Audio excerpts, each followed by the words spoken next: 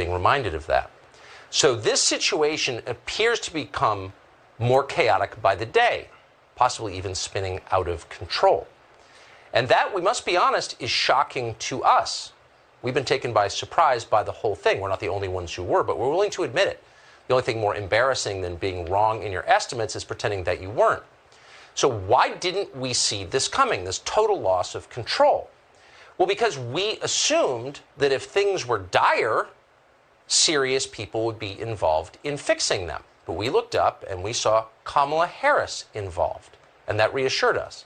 Harris had just come back from Europe where she'd been conducting, quote, diplomacy with her allies, and that appeared to be proof this could not really be a big deal. The situation in Ukraine had been legitimately serious.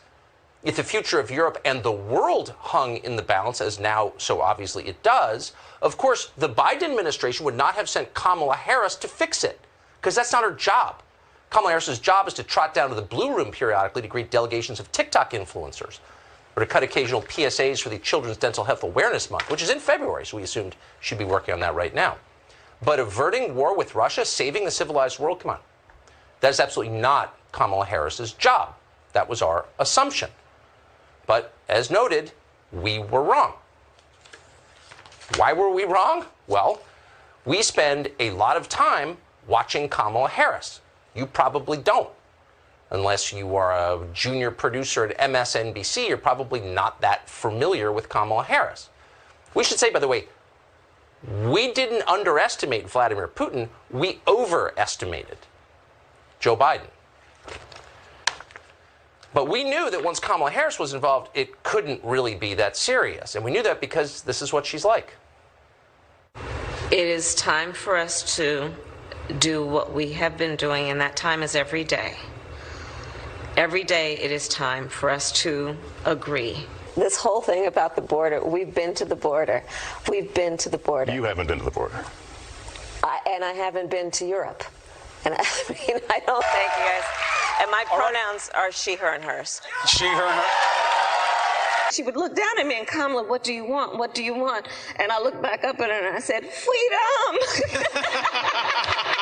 You're going to literally see the craters on the moon with your own eyes. Oh, my goodness. With your own eyes, I'm telling you. We must together work together to see where we are headed, but also see it as a moment, yes, to together. It is the perspective of a woman who grew up a black child in America, who was also a prosecutor, who also has a mother who arrived here at the age of 19 from India, who also, you know, likes hip hop.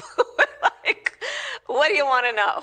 Well, I want to give This is just not a serious person, not surrounded by serious people, and yet we're in an extremely serious moment that demands seriousness. Of course, we must together work together to see where we are going together, but also see it as a moment together. If you've taken peyote, you know what she means. Otherwise, you're probably baffled. Once again, it's time for us to do what we've been doing, and that time is every day.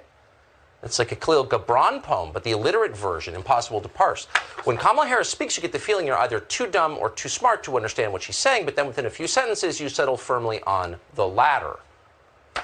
What do our European allies think of this? Well, of course, they've come to the same conclusion. Less than 2 weeks ago, as all of this was brewing on the brink, the Biden administration sent that person, Kamala Harris, to represent the United States at the Munich Security Conference in Germany. And while she was there, she assured the world that she and Joe Biden had this situation completely under control. Yes, Putin would like to invade Ukraine. Of course he would. But not on her watch. Not while Kamala Harris was on the same continent. This continent known as Europe. No way! Harris exuded what novelists call a steely resolve. Imagine being first in line for a shoe sale on Black Friday. Kamala Harris had that look. She knew what she wanted and she knew where to find it. And here's how she expressed that resolve. And yes, this is a verbatim quote from the Munich Security Conference. Quote, "Perhaps this is a moment, as life does present us with those moments, that challenge us to ask what is our reason for being. And I think we all know the history of NATO and its reason for being. The spirit behind this term we use, the transatlantic community, the word community meaning a collection, not a collection of individuals who see themselves as a collection, then as one. And that's where we are now." So if the Vice President of the United States interrupts an adult security conference to talk like that, you conclude that whatever crisis they're talking about at the conference couldn't be imminent. They must have plenty of time to fix it, and that's why they could afford to send Kamala Harris in the first place, because actually it's not as big a deal as it seems. Clearly, the White House must see European heads of state as equivalent to TikTok influencers. And this is some kind of photo op. That's what we concluded. How could we not conclude that?